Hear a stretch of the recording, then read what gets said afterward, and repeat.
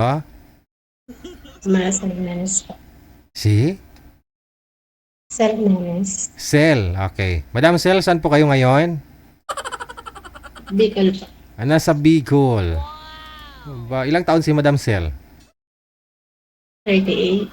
38. Ano po, hiwalay na? Widow. Ilang years na po kayong widow? 1 year. 1 year. Yes. Ah, parang hindi gumagana yung mouthpiece mo. Pakibunot nga po ako tapos salpak mo ulit.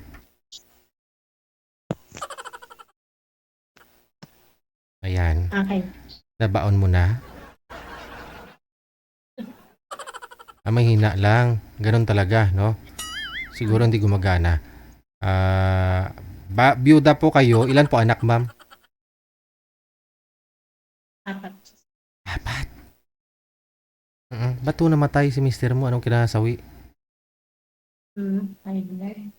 High blood. Ano po ba yung pag-abuso niya? Anong nakita mo sa kanya? Anong ginagawa niya sa sarili? Ba't na hinay blood siya? Wait lang. Sa busy lang po siguro sa trabaho. Ano po? Sobrang busy po sa trabaho. So hinay blood siya dahil busy sa trabaho. Oo. Ano siya? Siguro, sama na yung ito. Sobrang Oo. pagod. Ayun na. Wag po kayo magpakapagod ha. Doon po sa mga viewers natin, lalo po yung mga lalaki. Kasi high blood din kayo. Hindi, siyempre, pag hinay at taas dugo mo, sobrang pagod, di ba? Mm. Kumat na yung dugo. Mm. So inatake po siya. Mm-mm. Aha. Gabi nangyari. Okay. Oo. Magkasama naman po kayong dalawa. Hindi. Sa Sa trabaho. pa? Sa trabaho. Nasa trabaho ka. Saan ka pumapasok, ma'am? Hindi po yung asawa ko sa trabaho. Sa trabaho niya. So ikaw sa bahay.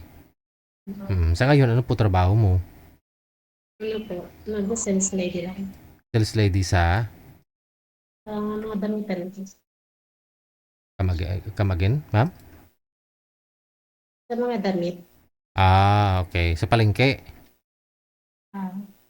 Supermarket. Supermarket. Okay. Sige. So ilang taon na po yung bunsong anak ninyo? Ano po? 12 years old. So nag-aaral pa ho lahat? 4? Ilang Lahat. taon? Yung eldest mo, ilang taon na po yun? 16. Okay. Now, ano naman ang gusto mo? Anong gusto mo sa isang lalaki? Hindi talaga. Oo. Wala po kayo manliligaw ngayon? Sa supermarket, dun sa mall na pinapasukan mo, walang nanliligaw? Baka gusto mo afam. Pwede. Oo. Nga lang taga Pampanga.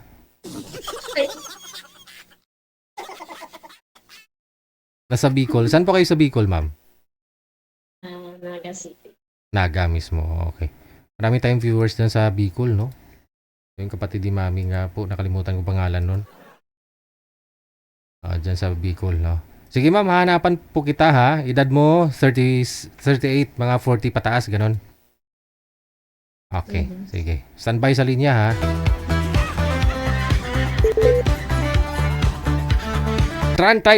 Anyos, nagalupok.